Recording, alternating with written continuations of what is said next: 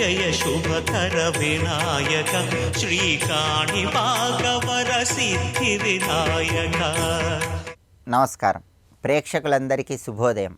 ఈనాటి శుభయోగం శీర్షికన గణేశ నవరాత్రుల సందర్భంగా క్షిప్ర గణపతిని ఆరాధన చేస్తే ఎలాంటి సత్ఫలితాలు కలుగుతాయో, క్షిప్ర గణపతి పూజను ఏ విధంగా నిర్వహిస్తే మనోభీష్టాలు సులభంగా నెరవేర్చుకోవచ్చో పరిశీలిద్దాం. గణపతికి ఉన్న అనేక రకాలైన అవతార స్వరూపాలలో క్షిప్ర గణపతి అవతార స్వరూపానికి విశేషమైన ప్రాధాన్యత చెప్పడం జరిగింది. క్షిప్ర గణపతి అంటే అర్థం ఏంటంటే మనోభీష్టాలు సులభంగా నెరవేర్చే గణపతి అని అర్థం.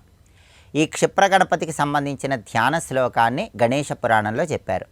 దంతం ప్రకల్పలత పాశరత్న కుంభోపశోభితం బంధూక కమనీయాంగం ధ్యాయేత్ క్షిప్ర వినాయకం అంటూ గణేశ పురాణంలో క్షిప్ర గణపతి ధ్యాన శ్లోకం చెప్పారు. ఈ క్షిప్ర గణపతి ధ్యాన శ్లోకమే ఆయన రూపాన్ని మనకు తెలియజేస్తుంది. దంతం, కల్పలత, పాశం, రత్నకుంభం ఈ నాలుగింటిని 4 భుజాలలో ధరించినటువంటి క్షిప్ర గణపతికి నమస్కారం అని చెప్పటమే ఈ శ్లోకంలో ఉన్న అర్థం. కాబట్టి గణేశ నవరాత్రుల సందర్భంగా ఇంట్లో దీపారాధన చేశాక క్షిప్ర గణపతికి సంబంధించిన ఈ ధ్యాన శ్లోకాన్ని 21 సార్లు చదువుకోండి. క్షిప్ర అంటే వెంటనే అనే అర్థం ఉంది కాబట్టి మీ మనోభీష్టాలన్నీ అతి త్వరగా వెంటనే నెరవేర్చుకోవటానికి ఈ ధ్యాన శ్లోకం విశేషంగా సహకరిస్తుంది. అలాగే క్షిప్ర గణపతికి సంబంధించినటువంటి ఒక ప్రత్యేకమైనటువంటి పూజను కూడా మనకి ధర్మశాస్త్ర గ్రంథాలు తెలియజేస్తున్నాయి.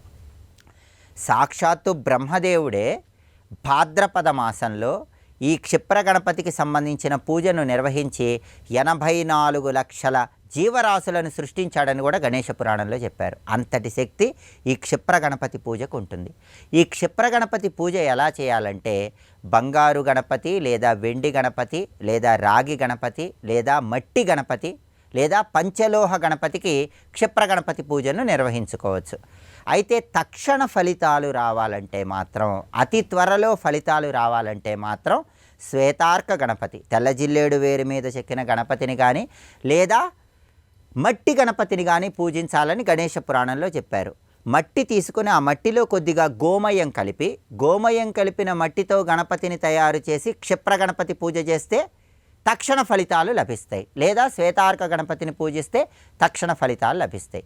ఈ క్షిప్ర గణపతి పూజ ఎలా చేయాలంటే గణేశ నవరాత్రుల సందర్భంగా మీ పూజా మందిరంలో పూజాపీఠం మీద అష్టదళ పద్మం ముగ్గు, స్వస్తి గుర్తు ముగ్గు వేసి ఆ పూజాపీఠం మీద ఒక ఎరుపు రంగు వస్త్రాన్ని ఉంచి ఆ వస్త్రం మీద కొన్ని గరిక పోసలను ఏర్పాటు చేయాలి.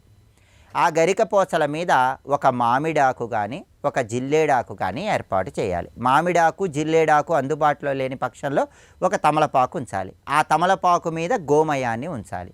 ఆ గోమయం మీద బంగారు గణపతి, వెండి గణపతి, రాగి గణపతి, పంచలోహ గణపతి దేనైనా ఏర్పాటు చేసుకోవచ్చు. తక్షణ ఫలితం కోసం శ్వేతార్క గణపతి లేదా గోమయం కలిపిన మట్టి గణపతిని ఉంచాలి. ఆ గణపతికి అష్టోత్తర శతనామావళి 108 నామాలు పఠిస్తూ దుర్వాయుగ్మాలతో గరిక పోచల జంటలతో పూజ చేయాలి. ఆ తర్వాత గణపతి అనుగ్రహం కోసం అటుకులు, బెల్లం నైవేద్యంగా సమర్పించాలి. దీన్నే క్షిప్ర గణపతి పూజ అనే పేరుతో పిలుస్తారు. అలాగే ఈ క్షిప్ర గణపతి పూజ చేసేటప్పుడు 5 రకాలైనటువంటి పుష్పాలతో పూజ చేస్తే అద్భుత ఫలితాలు కలుగుతాయని కూడా గణేశ పురాణంలో చెప్పారు. దీన్నే పంచపుష్ప పూజ అనే పేరుతో పిలుస్తారు. ఆ 5 రకాలైనటువంటి పుష్పాలు ఏంటంటే మొట్టమొదటిది కలువ పువ్వు, ఎర్ర కలువ పువ్వు లేదా తెల్ల కలువ పువ్వు లేదా నీలం రంగులో ఉన్న కలువ పువ్వు దేన్నైనా సరే పూజలో వినియోగించుకోవచ్చు. రెండవది తామర పువ్వు, మూడవది మందార పుష్పం, ఎర్ర మందార పుష్పం లేదా తెల్ల మందార పుష్పం దేన్నైనా వినియోగించుకోవచ్చు. నాలుగవది గన్నేరు పువ్వు, ఐదవది సంపంగి పువ్వు. ఈ 5 పుష్పాలలో ఏ ఒక్క పుష్పంతో కానీ లేదా 5 పుష్పాలతో గణపతిని పూజించినట్లయితే ఈ పంచపుష్ప పూజ కూడా క్షిప్ర గణపతి పూజలో విశేషమైన శుభ ఫలితాలను కలిగింపజేస్తుంది. అటుకులు, బెల్లంతో పాటుగా ఆవు పాలతో చేసిన పాయసము, బెల్లం పొంగలి కూడా గణపతికి నైవేద్యంగా సమర్పించి రాత్రి సమయంలో ఆ నైవేద్యాలు వెన్నెలలో ఉంచి ఆ తర్వాత మళ్ళీ గణపతి దగ్గర ఉంచి కుటుంబ సభ్యులందరూ ప్రసాదంగా స్వీకరించినట్లయితే కుటుంబంలో సభ్యుల మధ్య విభేదాలు తొలగిపోతాయి. పిల్లలు విద్యారంగంలో విశేషంగా రాణిస్తారు. ఆర్థిక పరంగా మంచి పురోభివృద్ధి ఏర్పడుతుంది. తక్షణ ఫలితాల కోసం, మనోభీష్టాలు అతి త్వరగా నెరవేర్చుకోవటం కోసం గణేష నవరాత్రుల్లో ఈ క్షిప్ర గణపతి పూజ చేయండి. గణేష పురాణంలో చెప్పబడిన ఈ శక్తివంతమైన క్షిప్ర గణపతి ధ్యాన శ్లోకం పఠించుకోండి. మనోభీష్టాలు అతి త్వరలో నెరవేర్చుకొని గణపతి అనుగ్రహానికి సులభంగా పాతులకండి. రేపటి శుభయోగం శీర్షికన గణేష నవరాత్రుల సందర్భంగా మహాగణపతిని పూజిస్తే ఎలాంటి సత్ఫలితాలు కలుగుతాయో, మహాగణపతి ఆవిర్భావ వైభవం ఏంటో పరిశీలిద్దాం. నమస్కారం.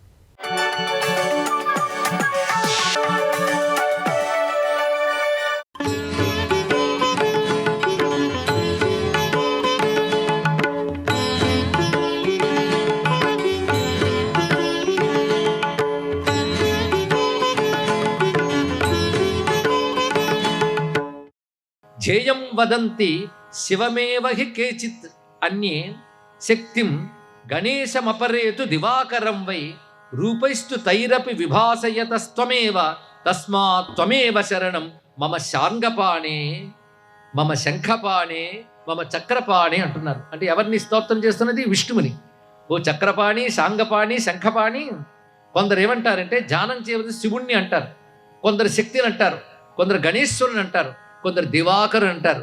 ఇన్ని పేర్లతో నిన్నే అందరూ కొలుస్తున్నారయ్యా అని విష్ణు భక్తుడిగా అని చెప్పాడు. ఇలా ఈ అన్వయాన్ని మనం నమస్కారం చేసుకుంటూ గణపతి అనే మాటగా నేను చెప్పిన అర్థాలు గుర్తున్నాయి కదా. గణము సమూహమునకు నాయకుడెవడో. సమూహము జగత్తే సమూహం, విశ్వమంతా సమూహమే. లేకపోతే ఒకటిగా ఉంది విశ్వం. విశ్వం అనే ఒక మాట మనం అన్నా విశ్వంలో అన్ని సమూహాలే ఉన్నాయి. విశ్వం ఏర్పడిందే సమూహముల వల్ల. కనుక ఈ సమూహములకన్నిటికీ ప్రభు అయిన వాడు ఆయన కనుక గణపతి గణేశ అని అర్థం చెప్పుకున్నాం. ఈయన ప్రణవ రూపుడే ముందు గోచరించాడు. అందుకే ప్రణవ స్వరూపము. ఓంకారం ఒక ఆకారం ధరిస్తే అదే గణపతి. ఈ మాట సమస్త శాస్త్రములు ఎలా బోధిస్తున్నాం ఇప్పుడు చెప్పుకుంటున్నాం. ఎందుకు ఏ మాట చెప్పినా శాస్త్ర ప్రమాణంగా చెప్పినప్పుడే అది ఆమోదయోగ్యం అవుతుంది.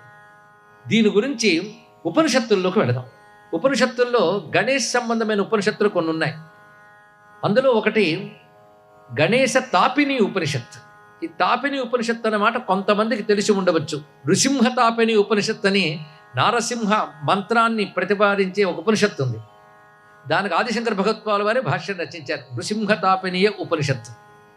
అదేవిధంగా రామతాపిని ఉపనిషత్తును మరొకటి ఉంది. ఇవి కొన్ని అధ్యాయాలతో ఉంటాయి. రామతాపిని ఉపనిషత్తు అది చదివితే రామతత్వం అంతా అర్థమవుతుంది. అప్పుడు రామాయణం మనకు నిజంగా అర్థమవుతుంది. రామతాపిని ఉపనిషత్తులో రాముడు ఎలా పరబ్రహ్మమయ్యాడో ప్రతిపాదన చేస్తూ అత్యద్భుత ఉపనిషత్తు రామతాపిని ఉపనిషత్తు. ఇంకొకటి గోపాలతాపిని ఉపనిషత్తు. ఇది కృష్ణ ఉపాసనకు సంబంధించిన రహస్యాలన్నీ అందులో ఉంటాయండి. ఏది కృష్ణుడంటే వసుదేవ పుత్రుడు, యశోద ఇంట్లో పెరిగాడు, ఇలాంటి కాకుండా అలా వచ్చిన వాడు ఎవడో అసలు తత్వం అంతా గోపాలతాపిని ఉపనిషత్తులో ఉంటుంది. అది కృష్ణ భక్తులు అది ఉపాసన చేసి కృష్ణ సాక్షాత్కారం పొందిన వారు ఉన్నారు. అది కృష్ణ మంత్రాన్ని ఆవిష్కరిస్తుంది గోపాలతాపిని ఉపనిషత్తు. అది కొన్ని అధ్యాయాలతో ఉంటుంది. ఇలా అనేక తాపినీయ ఉపనిషత్తులు. తాపినీయ ఉపనిషత్తు అంటేనే ఉపాసనా సంబంధమైన ఉపనిషత్తులు. ఇప్పుడు ఉపాసన అనే మాట మాట్లాడుతున్నాం మనం. గణపతిని ఆరాధించామంటే అదే ఉపాసన. ఒక మంత్రము, ఒక పూజ, ఒక అనుష్ఠానం, ఒక దేవతను ఉద్దేశించి చేస్తే అది మనం ఆ దేవత ఉపాసకులం అయ్యాం. అలా ఉపాసన చేస్తే దొరికేది ఏమిటయ్యా అంటే చిత్తం నిర్మలమవుతుంది, ఆ దేవత యొక్క అనుగ్రహం లభించి ఇహము పరము సిద్ధిస్తాయి, కర్మలు క్షయిస్తాయి, క్రమంగా బ్రహ్మజ్ఞానం వచ్చి మోక్షం వస్తుంది. ఇది ఉపాసన యొక్క ఫలం. ఇప్పుడు గణపతిని కూడా మనం అదే విధంగా ఉపాసన చేసుకుంటున్నాం. ఉపాసనా సంప్రదాయాలను అనుసరించి గణేశునికి సంబంధించి గణేశ తాపిని ఉపనిషత్తు అని ఒకటి ఉన్నది. ఈ ఉపనిషత్తు 2 భాగాలకు ఉంటుంది, పూర్వభాగం, ఉత్తర భాగం. పూర్వభాగంలో సుమారు 3 అధ్యాయాలు ఉంటాయి, ఉత్తర భాగంలో 6 అధ్యాయాలు ఉన్నాయి. అంత విస్తారమైన ఉపనిషత్తు ఇది. ఆ ఉపనిషత్తులో అనేక అద్భుతమైన రహస్యాలు గోచరిస్తాయి. అలాగే మహాగణపతి, లక్ష్మీ గణపతి అని చెప్పబడుతున్న ఉపాసనా సంప్రదాయం ఉంది. దీన్ని వల్లభ గణపతి అని కూడా అంటారు. ఇది శ్రీ విద్యా సంప్రదాయంలో వస్తుంది. ప్రధానంగా శ్రీ విద్యలో ఒక భాగంగా అక్కడ చెప్పబడ్డా దీన్ని ప్రత్యేకంగా ఉపాసించే వాళ్ళు కూడా ఉన్నారు. అది ఎవరికి తెలుస్తాయి అంటే గణపతి ఉపాసకులకు ఆ రహస్యాలు తెలుస్తాయి. గంగలో మునిగిన వాడికి గంగ తడి తెలుస్తుంది, ఉపాసించిన వాడికి దేవత యొక్క అనుభవం లభిస్తుంది. అదే ఒడ్డును కూర్చుని కబుర్లు ఆడడం వేరు, దిగితే తెలుస్తుంది. దిగకుండా కబుర్లు ఆడకూడదు. ఉపాసనలో దిగేవాడికే అనుభవం ఉంటుంది, కబుర్లు ఆడేవాడికి కబుర్లే మిగులుతాయి. అందుకే నాయమాత్మ ప్రవచనం లభ్య అన్నారు. కబుర్లు వింటూ అంటూ ఉంటే లాభమే ఉందండి. అది సాధనలోకి తెచ్చుకోవాలి, అది ఉపాసన. అప్పుడు అనుభవం లభిస్తుంది. అలాంటి ఉపాసకులు నేటికి ఉన్నారు, అందులో ఏమీ సందేహం లేదు. మహారాష్ట్రలో ప్రధానంగా అష్టగణపతి క్షేత్రాలు ఉన్నాయి. ప్రధానంగా అష్టం అన్నా కానీ ఇంకా చాలా గణపతి ఉన్నారు. అక్కడ మహారాష్ట్ర స్టేట్ గాడ్ అంటారు ఆయన్ని, చాలామందికి తెలిసి ఉంటుంది. ముంబైలో సిద్ధి వినాయక టెంపుల్ చాలామందికి తెలుసు కదా. అక్కడ గణపతి సిద్ధి బుద్ధి సమేత గణపతి ఉంటాడు, సిద్ధి వినాయకుడు ఆయన పేరు. ఇది కాకుండా అష్టగణపతులు వేరే ఉన్నారు. అందులో మయూరేశ్వరుడిని మోర్గాం అంటారు. ఇది ప్రధానం అష్టగణపతుల్లో. అక్కడ ఓంకార రూపంలో ఉంటాడు గణపతి సంపూర్ణంగా. ఎర్రగా గణపతి సింధూరం పూత రోజు పూస్తూ ఉంటారు. ఆయన కేవలం ప్రణవస్వరూపం ఉంటాడు. ఆయనకి గణపతి అధర్వశీర్షంతోనూ, అధర్వశీర్షం అని ఒక ఉపనిషత్తు ఉంది మనకు. గణపతి అధర్వశీర్షంతోనూ బ్రహ్మణస్పతి సూక్తంతో అభిషేకం చేస్తారు ఆయనకి. అద్భుతమైన గణపతి అండి. ఇక్కడ ఆ చుట్టూ పరివార దేవతలకు రహస్య క్షేత్రం. దాని నుంచి ముద్గల పురాణంలో బోలుడిన అధ్యాయాల గ్రంథమే ఉంది. కాశీ గురించి శివుడికి ఎలా చెప్తారో గణపతి క్షేత్రాల్లో మోర్గాం అంత చెప్తారు. అంత విశేషమైనటువంటి క్షేత్రము ఆ మోర్గాం అనేది. అక్కడ ఒక అద్భుతం ఏంటంటే, కొందరు ఉపాసకుల్ని కలవడం జరిగింది. వాళ్ళు గణపతి అనుభవం పొందినటువంటి వాళ్ళు, ఒకరిద్దరితే సాక్షాత్కారం పొందినటువంటి వారు. అదేవిధంగా మిగిలిన గణపతి క్షేత్రాలు కూడా, బల్లాళ గణపతి, చింతామణి గణపతి, ఇలాంటి కొన్ని క్షేత్రములు ఉన్నాయి. ఆ క్షేత్రాల వెనకాల పురాణ కథలు ఉన్నాయి, నేపథ్యం. ఆ క్షేత్రం ఎలా వచ్చింది, వీటికి సంబంధించి పురాణాల్లో కథలు ఉన్నాయి. అలాంటి మహాక్షేత్రములు 8. ఇవి కాక చాలా చాలా ఉన్నాయి. చింతామణి గణపతి క్షేత్రం ఒకటి, బల్లాళ గణపతి క్షేత్రం ఒకటి, వరద గణపతి ఒకటి, విఘ్నహర గణపతి ఒకటి, ఇలా చెప్పబడుతూ ప్రధానంగా 8 ఉన్నప్పటికీ ఇంకా ప్రసిద్ధమైన గణపతి క్షేత్రాలు ఆసేతు సీతాచలం చాలా చాలా మనకు కనిపిస్తున్నాయి. మన తెలుగునాట ఎన్ని లేవండి. కాణిపాకం మనందరికీ ఎక్కువగా ప్రసిద్ధి అయింది. అలా బిక్కవల్లో గణపతి ఉన్నాడు. ఇలా కొన్ని చోట్ల గణపతి క్షేత్రములు ఉన్నాయి. తమిళనాడు గణపతి క్షేత్రాలు అయితే లెక్కలేనని కనబడతాయి. పాతాప గణపతి అని చెప్పుకున్నాం. ఒక్క తిరువారూరు ఆలయంలోనే 500 రకాల గణపతులు ఉన్నారంటే ఇంక చూడండి ఎన్ని రకాల గణపతులు. సర్వం శ్రీ మహాగణపతి చరణారవిందార్పణమస్తు.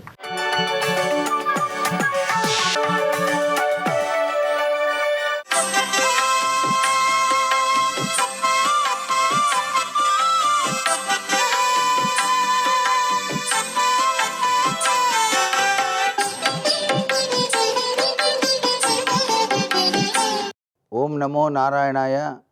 ఓం నమ శివాయ. శ్రీమాత్రే నమ. ఈరోజు వామన జయంతి. భాద్రపద శుద్ధ ద్వాదశి గొప్ప యోగము ఉన్న రోజు కాన వీలైన వారు ఈ ద్వాదశి తిథి నాడు కూడాను ఉపవాసాన్ని ఆచరించవచ్చు. సమర్థులైన వారు విధి విధానాన్ని పాటించడంలో అద్వితీయమైనటువంటి విష్ణుదేవుని యొక్క కృపారస దృష్టికి పాత్రలై తరిస్తారు. ఈ రోజున ద్వాదశి తిథిని పాటించడం చేత విష్ణువును ఆరాధించిన సత్ఫలితం కూడా వస్తుంది. ఏకాదశి నాడు పుణ్యఫలంతో పాటు ద్వాదశి పుణ్యఫలం కూడాను ఎక్కువగా సాధించుకోవటానికి ఆస్కారం ఉన్నటువంటి తిథిగా దీన్ని చెప్తాం. అంతేకాకుండా విఘ్నేశ్వరుణ్ణి ఇక్కడ విష్ణు స్వరూపుడుగా మనం భావన చేస్తూ పూజిస్తున్నాం కాబట్టి స్వామికి ప్రీతికరమైనటువంటి వివిధ రకాలైనటువంటి పిండి వంటలు నైవేద్యంగా సమర్పించి 10 మందికి పంచడం వలన కూడాను విశిష్టవంతమైనటువంటి అభివృద్ధిని ఆ యొక్క స్థితిపతి, నిధిపతి, ప్రియపతి అయిన గణేశుడు మనకు ప్రసాదిస్తాడు. అంతేకాకుండా విఘ్నేశ్వరుడు క్షిప్రప్రసాది, అంటే పిలిచిన వెంటనే పలికేటువంటి దేవుడు అని మనకు శాస్త్రాలు తెలియజేస్తున్నాయి. ఆయన మోదక ప్రియుడు కూడా కాబట్టి ప్రతినిత్యం కూడాను మోదకములు అనేటువంటివి నైవేద్యంగా సమర్పించే సంప్రదాయం. దీనికి తోడుగా ఆయన విద్యార్థుల పాలిట విద్యా గణపతిగా, నాట్య కళాకారుల పాలిట నాట్య గణపతిగా, సంకటాలను తొలగించేందుకు సంకటహర గణపతిగా కీర్తింపబడుతున్నాడు. కాబట్టి ఈ యొక్క గణేశ నవరాత్రుల్లో మనందరినీ సంరక్షించి స్వామి ఈ సంవత్సరం అంతా కూడాను అన్ని రంగాలలో విజయ సిద్ధిని ప్రసాదించేటువంటి అద్వితీయమైనటువంటి భగవత్ స్వరూపుడుగా మనం ఆరాధన చేస్తూ స్వామి కృపకు పాత్రలమై తరించడానికి మన వంతు పూజాది కార్యక్రమాలు నిర్వహిస్తున్నాం. సర్వే జనా సుఖినో భవంతు.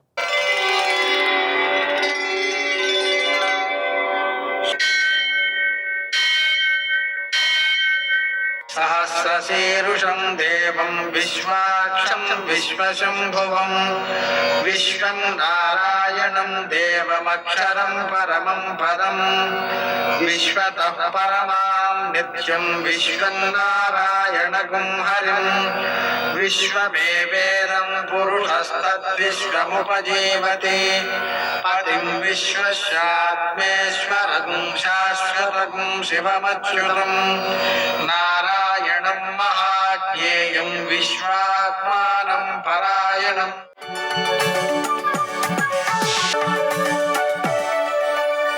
సూర్యశౌర్యమథేందురింద్రపదవీ సన్మంగళం మంగళం.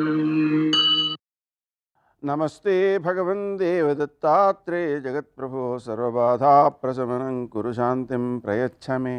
నేటి కాలమాన విశేషాలను గమనిద్దాం. స్వస్తి శ్రీ చాంద్రమాన విశ్వావసనామ సంవత్సరం దక్షిణాయనం వర్ష ఋతువు భాద్రపద మాసం శుక్లపక్షం గురువారం. సూర్యోదయం 6:06 సూర్యాస్తమయం 6:24. తిథి ద్వాదశి తెల్లవారుజామున 4:06 వరకు. నక్షత్రం ఉత్తరాషాఢ రాత్రి 11:39 వరకు. వర్జం ఉదయం 7:16 నుంచి 8:54 వరకు. మరల రాత్రి 3:38 నుంచి 5:14 వరకు. దుర్ముహూర్తం ఉదయం 10:12 నుంచి 11:01 వరకు. మరల మధ్యాహ్నం 3:07 నుంచి 3:56 వరకు. అమృతకాలం సాయంకాలం 5:06 నుంచి 6:44 వరకు. రాహుకాలం గురువారం కాబట్టి మధ్యాహ్నం 1:30 నుంచి 3 గంటల వరకు. శుభప్రదమైన సమయం సాయంకాలం 4:30కి. నేటి విశేషం గురువారం వామన జయంతి, శక్ర ద్వాదశి, కల్కి ద్వాదశి. గురువారం కాబట్టి అనఘాదేవిని దత్తాత్రేయుడిని ఆరాధించుకోవడం మంచిది. మన చుట్టూ ఉండేటువంటి ఘటనల వలన మనం జ్ఞానాన్ని సముపార్జించే శక్తి ఏర్పడుతుంది. వామన జయంతి సందర్భంగా శ్రీ వరాహాయ ధరణ్యుద్ధారకాయ త్రివిక్రమాయ నరనారాయణాత్మనే నమః అనే మంత్రాన్ని జపించుకుంటే మన భూములు మనకు వస్తాయి. భూములు ఏమైనా తగాదాలో ఉన్నట్లయితే వస్తాయి. మనం భూమిని కొనుక్కుందాం అనుకుంటే కూడా ఈ మంత్రం వల్ల అతి స్వచ్ఛమైన ఏ ఇబ్బందులు లేని మంచి భూమి దొరుకుతుంది.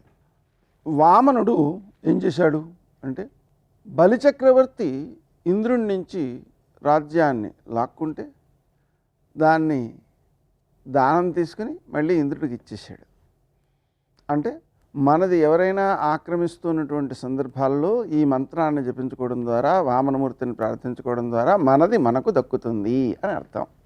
శక్రద్వాదశి అంటే ఇంద్రుడు తన రాజ్యాన్ని తాను పొందాడు. బలిచక్రవర్తి నుంచి వామనుడు లాక్కుని మళ్ళీ తిరిగి ఇతనికి ఇచ్చేయడం వల్ల. అయితే ఆ విధంగా ఇంద్రుణ్ణి కనుక మనం పూజించినట్లయితే మన సొమ్ములు ఎవరూ తీసుకోకుండా కాపాడబడతాయి. అలాగే కల్కి ద్వాదశి సందర్భంగా కల్కి అవతారం ఆయన్ని కనుక మనం పూజించుకున్నట్లయితే కలియుగ ప్రభావాలు మన మీద పడకుండా ఉంటాయి. మనం వర్తమాన కాలంలో చూస్తుంటే అన్ని చోట్ల కూడా కలియుగ ప్రభావాలే. ఆ దుష్టులను సంహరించాలంటే కల్కిని మనం ప్రార్థించాలి, పూజించాలి. నేటి ఆణిముత్యాలు.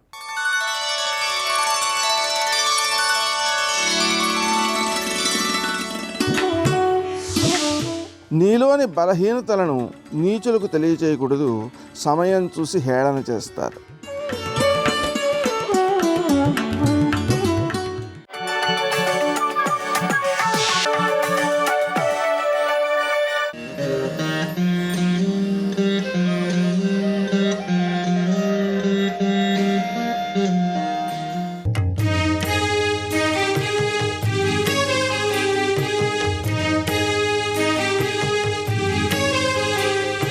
ముంబాయిలోని ప్రభాదేవి ప్రాంతంలో కాకాసాహెబ్ గాడ్గిల్ మార్గ్, ఎస్కే బోలే మార్గ్, వీర సావర్కర్ మార్గుల కూడలిలో ఈ విశేషమైన దేవాలయం నెలకొని ఉంది. ఈ ఆలయ ప్రాకారం, ఇతర కట్టడాలు పంచ అంతస్తుల భవంతిలో కూడా ఉంటాయి. ముంబై సిద్ధివినాయక స్వామి ఆలయంలోకి అడుగిడిన భక్తులు దివ్యమైన ఆధ్యాత్మిక అనుభూతికి లోనవుతారు. ఆలయ ప్రధాన ప్రవేశ ద్వారంపై నగిషీలతో కూడిన కొయ్య ఆకృతులు నెలకొని ఉంటాయి. బంగారు వర్ణ, రజతవర్ణ తాపడాలు, ముడిపించే ఆకృతులతో చూపు మరల్చుకోలేనంత శిల్పకళా సౌందర్యంతో ఆలయ లోగిలి ఆకట్టుకుంటుంది. గర్భాలయానికి 4 ద్వారాలుంటాయి. స్త్రీ పురుషులు వేర్వేరు వరుస మార్గాల ద్వారా గర్భాలయంలోకి ప్రవేశిస్తారు. వర్ణరంజితమైన కళా నైపుణ్యం నేపథ్యంగా అలరారే సమున్నత ఆసనంపై సిద్ధివినాయక స్వామి భక్తాభీష్ట వరదుడై కొలువుదీరి ఉన్నాడు. సింధూర వర్ణమయమైన సిద్ధివినాయకుని దివ్యమంగళ విగ్రహాన్ని దర్శించి భక్తులు పులకాంకితులవుతారు. గణపతి బప్పా మోరియా అనే జయ జయ ధ్వానాలు మిన్నంటుతుండగా భక్తులు సిద్ధివినాయకుణ్ణి దర్శించుకొని తరిస్తారు. లక్ష్మీ గణపతి స్వరూపంగా, క్షిప్రప్రసాద గణపతి స్వరూపంగా భక్తులు ఈ గణపతిని ఆరాధించుకుంటారు. ఈ సిద్ధివినాయకుని ఏకశిలా ప్రతిమలో కుడి ఎడమలలో సిద్ధి బుద్ధి స్వరూపాలుంటాయి. చతుర్బాహువులతో ఉన్న స్వామి పై కుడి చేతిలో తామర పువ్వుని, ఎడమచేత గండ్రగొడ్డలిని, అలాగే క్రింది కుడి చేతిలో జపమాలను, ఎడమ చేతిలో మోదక పాత్రను ధరించి ఉంటాడు. 2.5 అడుగుల ఎత్తు, 2 అడుగుల వెడల్పుతో ఇక్కడ సిద్ధివినాయకుడు విలసిల్లుతున్నాడు. నానారత్న ఖచిత స్వర్ణ కిరీటం, స్వర్ణాభరణాలు, పుష్పమాలికా సౌందర్యంతో స్వామి త్యజరిల్లుతాడు. సింధూరవర్ణమైన గణపతిని తరుణ గణపతిగా వ్యవహరిస్తారు. తరుణ గణపతి ఆరాధనం సకల శుభదాయకం. సత్వరం గణేశానుగ్రహాన్ని పొందాలంటే తరుణ గణపతి ఆరాధనమే తరుణోపాయమని చెబుతారు. అలాంటి భక్త సులభుడైన సిద్ధివినాయకుని ఈ దివ్య సన్నిధి భక్తుల పాలిట స్వర్ణధామం. గర్భాలయం అష్టకోణాలుగా విభజితమై ఉంటుంది. శివ పరివారంతో పాటు గణేశుని వివిధ రూపాలు ఉంటాయి. నవసచ గణపతిగా, నవసాల పవనార గణపతిగా ఈ సిద్ధివినాయకుణ్ణి భక్తులు ఆరాధించుకుంటారు. ముఖ్యంగా ప్రతి మంగళవారం ఈ దివ్య గణేశ సన్నిధానానికి భక్తులు అధిక సంఖ్యలో విచ్చేస్తారు. ప్రతినిత్యం ఉదయం 5:30 నుండి రాత్రి 12:30 వరకు భక్తులను ఇక్కడ దర్శనానికి అనుమతిస్తారు. ప్రతినిత్యం వివిధ పూజాధికాలు, అభిషేకాదులతో సిద్ధివినాయక స్వామి ఆలయం సందడిగా ఉంటుంది. ఏకదేవం సర్వభూతేషు అన్నట్టుగా సకల జీవకోటి పరంపరను సత్వరం అనుగ్రహించే దైవం సిద్ధి గణపతి. గణపతి ఆలయం ముందు ముఖమంటపంలో పంచతాలకు, పంచప్రాణాలకు ప్రతీకలుగా పంచమూషిక రజత ప్రతిమలుంటాయి. మోదకాన్ని తింటోన్న భంగిమలో ఉండే ఈ మూషికాలు ఎంతో మహిమాన్వితమైనవని భక్తుల విశ్వాసం. ఈ మూషికాల చెవుల్లో భక్తులు తమ మనోభీష్టాల్ని వివరిస్తారు. స్వామి వాహనమైన అనింద్యుడు అనే ఈ మూషికం భక్తుల కోరికల్ని శ్రద్ధగా విని గణపతికి వివరిస్తాయని ప్రతీతి. గణపతి ఆలయం ముంగిట దాదాపు 4 మీటర్ల ఎత్తులో ఉండే దీపమాలికా స్తంభం ఒకటి కానవస్తుంది. ఈ దీపస్తంభం వెనుక వైపు యజ్ఞవాటిక ఉంది. ఇక్కడ ప్రతినిత్యం గణపతి హోమాలను నిర్వహిస్తారు. ఈ యాగశాలలో కూడా ప్రత్యేకంగా గణపతి మందిరం ఉంది.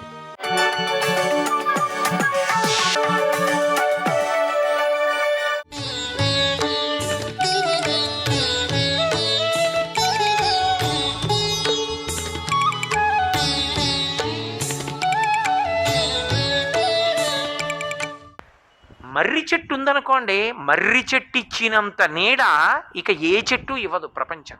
ఒక్క మర్రి చెట్టుకే సాధ్యం. కారణం ఏమిటో తెలుసా? తన మూలాన్ని తానే కమ్ముకుంటుంది గుండ్రంగా. అది ఒక్క మర్రి చెట్టుకే శాఖా విస్తరణ. అది మిగిలిన అన్ని చెట్లు కూడా మొదలు నశించిందనుకోండి, ఏ కారణం చేతనైనా కూడా కొన్ని కారణాలకి మొదళ్ళు పోతాయి చెట్లకి. అలా ఒక మొదలు కాలిపోతే మరణించని ఏకైక చెట్టు మర్రి చెట్టు ఒకటే. మర్రి చెట్టుకు అలా చావు రాదు. ఎందుకో తెలుసా? అది ఆకాశంలోంచి వేళ్ళు దింపుతుంది. కొమ్మ ఇలా వెళ్ళిందనుకోండి, ఇలా వెడితే అక్కడ ఒక వేరు దింపుతుంది, చెట్టులోంచి వేరు వస్తుంది. అన్నిటికీ భూమిలోనే వేళ్ళు ఉంటాయి, ఇంకా పైకి ఇలా ఎక్కవు. ఒక్క మర్రి చెట్టుకి పైనుంచి కిందకి దిగుతాయి, దిగి అవి భూమిలోకి వెళ్ళిపోతాయి. వెళ్ళిపోయి దాన్ని అవే పెనవేసుకుని మళ్ళీ పెద్ద కొమ్మలాగా నిలబడిన స్తంభంలా తయారైపోతాయి. ఇవి నీళ్లు లాగేస్తాయి, లాగేసి కొమ్మకి ఇచ్చేస్తాయి. అందుకే ఇక్కడికి పోయిందనుకోండి, అక్కడది అలాగే మళ్ళీ బతికేసి మళ్ళీ ఆధార వేళ్ళు దింపేస్తుంది. అందుకే ఒకసారి మర్రి చెట్టు పుట్టిందా, ఇక ఆ మర్రి చెట్టుకి చావు ఉండదు. 2, మర్రి చెట్టు తన చుట్టూ తాను విస్తరించుకుని వెళ్ళిపోతుంది. ఏం బుద్ధినే అన్నాడు ఋషి అనుకోకండి. వట తరు అన్న 2 మాటలు వేశాడు అంటే దానికి అంత గూఢమైనటువంటి అర్థం పెట్టి వేశాడు ఆయన. 2, మీరు ఒక మార్గాన్ని నిర్మాణం చేసి దాని పక్కన మర్రి చెట్టు వేశారనుకోండి, కొన్నాళ్ల తర్వాత ఇంకా మార్గాన్ని మూసేస్తుంది. అది మార్గాన్ని మూసే లక్షణం ఉన్న చెట్టు మర్రి చెట్టు. ఎందుకో తెలుసా? అది కొమ్మ అలా వెళ్ళి మార్గం నిర్మాణం చేశాం కదండి, ఒక 6 నెలలు పోయిన తర్వాత మళ్ళీ చక్క వాహనం మీద ఇటు ఎడదాం అనుకున్నారనుకోండి, అది కొమ్మ పెంచి మధ్యలోకి ఊడ దింపుతుంది. ఊడ దింపేస్తే ఊడ భూమిలోకి వెళ్ళిపోయి అడ్డంగా పెరుగుతుంది. అప్పుడు ఇంకా వాహనం వెళ్ళదు. అందుకే మర్రి చెట్టు ఎక్కడుందో అక్కడిక కదలికలు ఉండవు, ఆగిపోతాయి. విపరీతమైన నీడనిస్తుంది. 2, దాని మొదలు మీరు చేరలేరు. తన మొదలు దగ్గరికి వేరొకరు రాకుండా తానే చుట్టుకుని అడ్డగలిగినటువంటి చెట్టు మర్రి చెట్టు ప్రపంచంలో. సర్వం శ్రీ ఉమామహేశ్వర పరబ్రహ్మార్పణమస్తు. స్వస్తి.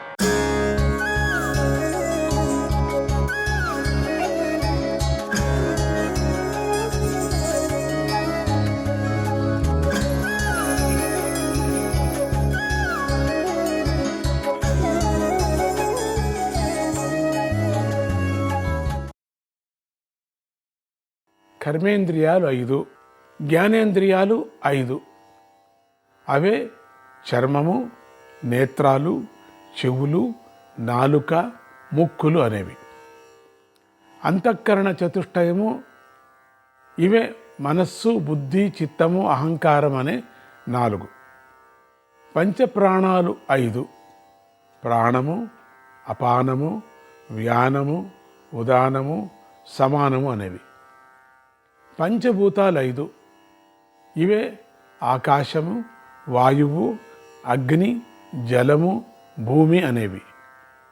కామము అంటే రకరకాల కోరికలు, కర్మము రకరకాల పనులు, అవిద్య అంటే అజ్ఞానము. ఇవి సాంఖ్యాచార్యులు చెప్పిన అష్టవిధ పాశాలు. ఇక యోగాచార్యులు వీటినే కొద్దిగా మార్పు చేసి అవి ఇలా ఉన్నాయి: కర్మేంద్రియాలు 5, జ్ఞానేంద్రియాలు 5, అంతఃకరణ చతుష్టయాలు 4, పంచప్రాణాలు 5, పంచభూతాలు 5, కామము, కర్మ, ప్రకృతి అనగా సృష్టిలోని జడ పదార్థం మొత్తానికి మూలభూతమైన పదార్థము, పురుషుడు అనగా జన్మించిన జీవుడు, ఈశ్వరుడు అనగా సృష్టిలో ఉన్న చైతన్యం మొత్తానికి సమష్టి రూపము ఈ 10. యోగాచార్యుడు చెప్పిన దశవిధ పాశాలు. యోగాచార్యులు సాంఖ్యాచార్యులు చెప్పిన 2 లెక్కలను కలిపివేసి మొత్తం 18 పాశాలు ఉన్నాయని చెప్పడం కూడా శాస్త్ర సంప్రదాయంలో ఉంది. నాయన, భూలోక జీవికి తన స్వస్వరూపమైనటువంటి పరమాత్మ యొక్క తత్వం ప్రత్యక్షం కావాలంటే ఆ జీవుడు ఎవడున్నాడో వాడికి 18 పాశాల నుంచి కూడా విముక్తి లభించాలి. దానికి ఏకైక మార్గము సత్యము, అమృతము అయిన పరమాత్మ తత్వాన్ని మాత్రమే పాశబద్ధుడైన జీవి ధ్యానించాలి. నువ్వు ఆ పని చెయ్యి అన్నారు. ఈ బోధలు విన్న భూలోకుడు సంతుష్టుడై ఉత్తర దిక్కుగా వెళ్ళిపోయి వారు చెప్పిన విధంగా పరమాత్మ తత్వాన్ని ధ్యానించి త్వరలోనే మోక్షాన్ని అందుకున్నాడు. ఇది గమనించిన బ్రహ్మదేవుడు ఒక పక్క సంతోషించిన, మరోపక్క తన పుత్రుడు తనకు సృష్టిక్రియలో సహాయకారి కాకపోయాడు కదా అని కొంచెం బాధపడుతూ ఈ మాట మళ్ళీ వేదమంత్రాలను పరిశీలించి భువః అని పలికాడు. ఈ శబ్దంలో నుంచి భువర్లోకుడు అనే పుత్రుడు జన్మించాడు. ఇతను కూడా తండ్రికి నమస్కరించి నేనేమి చేయాలి అని వినయంగా అడిగాడు. బ్రహ్మదేవుడు ఇతన్ని కూడా నారాయణ కపిల మహర్షుల దగ్గరికే పంపించాడు. వారు ఇతడికి కూడా తత్వబోధ చేశారు. భూర్లోక పుత్రుడు కూడా అదే మార్గంలో తత్వ సాధన చేసి మోక్షం అందుకున్నాడు. ఈ మాట బ్రహ్మదేవుడు భూర్భువః అని పలికాడు. ఆ శబ్దంలో నుంచి 3వ పుత్రుడు జన్మించాడు. ఇతడు కూడా నారాయణ కపిల మహర్షులని ఆశ్రయించి తను మోక్షం అందుకున్నాడు. ఈ విధంగా జీవన్ముక్తులైనటువంటి ఆ ముగ్గురు బ్రహ్మపుత్రులను తీసుకొని నారాయణ కపిల మహర్షుల నారాయణ భగవానుడి దగ్గరికి వెళ్ళిపోయారు. ఇది గమనించిన బ్రహ్మదేవుడు తన సృష్టి విస్తరణకు విఘ్నం కలిగిందని చింతించి ఈ మాట మరింత తీవ్రమైన దీక్షతో మరింత ఘోరమైన తపస్సును మరింత సుదీర్ఘంగా చేశాడు. ఇలా ఒంటరిగా తపస్సు చేయగా బ్రహ్మదేవుడికి ఆ ఒంటరితనాన్ని భరించడం కష్టమైపోయింది. అందువల్ల ఆయన మళ్ళీ వేదమంత్రాలను పరిశీలించి తన శరీరాన్ని 2 భాగాలుగా చేసి అందులో ఒక భాగం నుంచి తనకు భారీగా ఉండదగిన పవిత్రురాలు సమర్థురాలు అయినటువంటి స్త్రీని సృష్టి చేశాడు. ఆమె తపస్సు చేత తేజస్సు చేత నియమాల చేత తనతో సమానంగా ఉంది. అలా భార్యతోడు దొరికేసరికి బ్రహ్మదేవుడు సంతోషించి ఆమెతో ఉల్లాసంగా కాలం గడపడం మొదలుపెట్టాడు. బ్రహ్మదేవుడు ఆ భార్యతో తపోమయమైనటువంటి క్రీడ చేస్తూ ఆమె ద్వారా వరుసగా ప్రజాపతులను నదులను సాగరాలను సృష్టి చేశాడు. ఆ తర్వాత బ్రహ్మదేవుడు 3 పాదాలు గల గాయత్రీ మంత్రానికి ఒక అధిదేవతను సృష్టి చేశాడు. ఈ గాయత్రీదేవియే సకల వేదాలకు మాత. ఆమెను సృజించిన తర్వాత బ్రహ్మదేవుడు 4 వేదాలకు అధిదేవతలుగా 4 వేద పురుషులను కూడా సృష్టి చేశాడు. ఆ తర్వాత బ్రహ్మదేవుడు కొంచెం ఆలోచించి తన సృష్టి విస్తరణ సంకల్పానికి అనుగుణంగా లోక సృష్టులు చేయగల ప్రజాపతులు కొంతమందిని సృష్టి చేశాడు. ఇది సృష్టి వివరణ. ఆయన యొక్క ప్రథమ పుత్రుడి పేరు విశ్వేశుడు. ఇతడు మహాతపస్వి. బ్రహ్మదేవుడి 2వ పుత్రుడి పేరు ధర్ముడు. ఇతడు మహాపవిత్రుడు. ఆ తర్వాత బ్రహ్మదేవుడు అథర్వముని బృందము అనేటువంటి మహర్షులు కొంతమందిని సృష్టి చేశాడు. వారే దక్షుడు, మరీచి, అత్రి, పులస్యుడు, పులహుడు, క్రతువు, వశిష్ఠుడు, గౌతముడు, భృగువు, అంగిరసుడు, మనువు అనేటువంటి 11 మంది. జనమేజయ, ఈ 11 మంది కూడా అథర్వులు విశ్వేశ ధర్ములను కలుపుకొని మీరు మొత్తం 13 మంది బ్రహ్మపుత్రులైన మహర్షులు. వీరి ద్వారా కూడా సృష్టి విస్తరణ జరిగింది. కనుక పరమ పవిత్రమైన ఈ మహర్షులు వంశాల గురించి ఇప్పుడు వివరిస్తాను, విను. వీరందరిలోనూ దక్షుడు అనే ప్రజాపతి ద్వారా సృష్టి విస్తరణ బాగా జరిగింది. ఇతడికి ఎక్కువ మంది ఆడపిల్లలే సంతానం. వారిలో మొదటి 12 మంది ఒక గుంపు. వారే అదితి, దితి, ధనువు, కాల, ధనాయువు, సింహిక, ముని, ప్రబోధ, సురస, క్రోధ, వినత, కద్రువ అనేవారు. ఈ 12 మందిని దక్ష ప్రజాపతి మరీచీపుత్రుడైనటువంటి కశ్యప మహర్షికి ఇచ్చి వివాహం చేశాడు. ఈ కశ్యప మహర్షి ద్వారా సృష్టి విస్తరణ బాగా జరిగింది. దక్ష ప్రజాపతికి కలిగిన కన్యలలో రోహిణి, మృగశర ఇత్యాదిగా 27 మంది కన్యలు ఉన్నారు. వీరిని నక్షత్ర దేవతలు అంటారు. వీరందరినీ దక్షుడు వసుదేవత వర్గానికి చెందిన చంద్రుడికి ఇచ్చి వివాహం చేశాడు. దక్షుడు మరో 5 కన్యలను సృష్టి చేశాడు. వారే లక్ష్మి, కీర్తి, సాధ్య, విశ్వ, మరుత్వతి అనేవారు. ఈ 5 ధర్మాత్ముడైన దక్షుడు ధర్మదేవతకిచ్చి వివాహం చేశాడు. ఇక బ్రహ్మదేవుడి దగ్గర సురభి అనే భార్య ఉండేది. ఆమె ఏ రూపం కావాలంటే ఆ రూపం పొందగలగదు. కానీ ఆమె ఎక్కువగా గోరూపంలోనే ఉండేది. బ్రహ్మదేవుడు ఆ సురభి ద్వారా గోజాతిని వృద్ధి చేయాలని సంకల్పించాడు. దానికోసం ఆమె యందు కొందరు పుత్రులు కలగాలని ఆయన కోరుకున్నాడు. అంతే. ఆయన కోరికకు ఫలితంగా 11 మంది మహా తేజస్సంపన్నులు, మహాప్రభావ సంపన్నులు అయినటువంటి పుత్రులు జన్మించారు. కానీ వారు పుట్టడంతోనే బిగ్గరంగా రోదనం చేస్తూ అటు ఇటు పరుగులు తీయసాగారు. అందువల్ల బ్రహ్మదేవుడు వారికి రుద్రులు అని పేరు పెట్టాడు. వారే 11 రుద్రులు. వారి పేర్లు ఇలా ఉన్నాయి: నిరుతి, సర్పుడు, అజైకపాత్, మృగవ్యాధుడు, పినాకి, దహనుడు, ఈశ్వరుడు, అహిర్బుద్ధ్యుడు, భగవానుడు, కపాలి, సేనాని అని వారి పేర్లు. బ్రహ్మదేవుడి సంకల్పం వల్ల ఆ సురభీదేవికే మహావృషభం కూడా జన్మించింది. దానితో పాటు దున్నకుండానే పండిన మినుములు, శిఖత అనే మూలికా జాతి యొక్క విరిగిపోని ధాన్యాలు, మేకలు, దూడలు, ఉత్తమమైన అమృతము, మరికొన్ని ముఖ్యమైనటువంటి ఔషధులు కూడా జన్మించాయి. సురభీదేవికి మరికొంతమంది పుత్రులు కూడా జన్మించారు. వారే సాధ్యులు, అసాధ్యులు అనే దేవజాతి వారు. వీరుగాక భవుడు, ప్రభువుడు, ఈశానుడు, విశ్వవసువు, బలుడు, ధ్రువుడు, మహిషుడు, తనూజుడు, మత్సరుడు, విభూతి మొదలైన వారు జన్మించారు. వీరితో పాటు అరుంధతి, ఆరుణి అనే పుత్రికలు జన్మించారు. దక్ష ప్రజాపతి అల్లుళ్ళల్లో, దక్ష ప్రజాపతి యొక్క అల్లుళ్ళు ఉన్నారు కదా, ధర్ముడు అనే వాడికి గల 5 భార్యలలో లక్ష్మి అనే భార్య వల్ల మన్మథుడు అనే పుత్రుడు జన్మించాడు.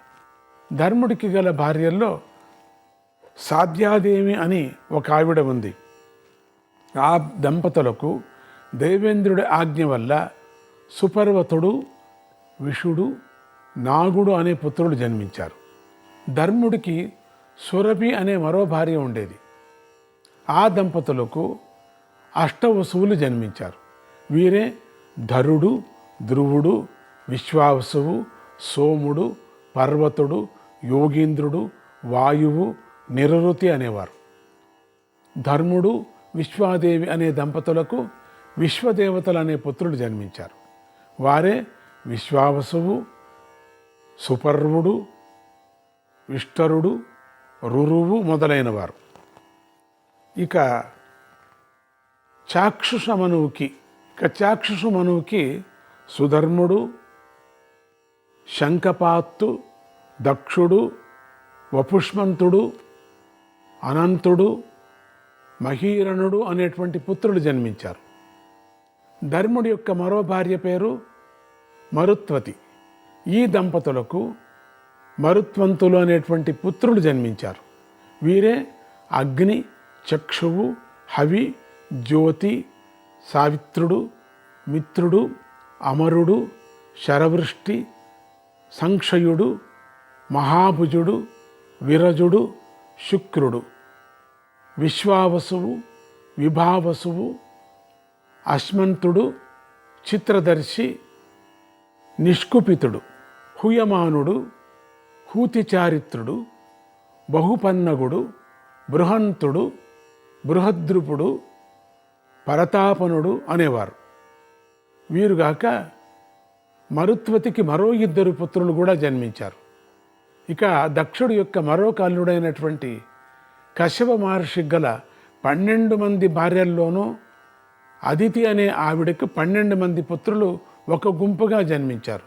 కనుక వీరికి ఆదిత్యులు అనే సామూహిక నామధేయం ఏర్పడింది.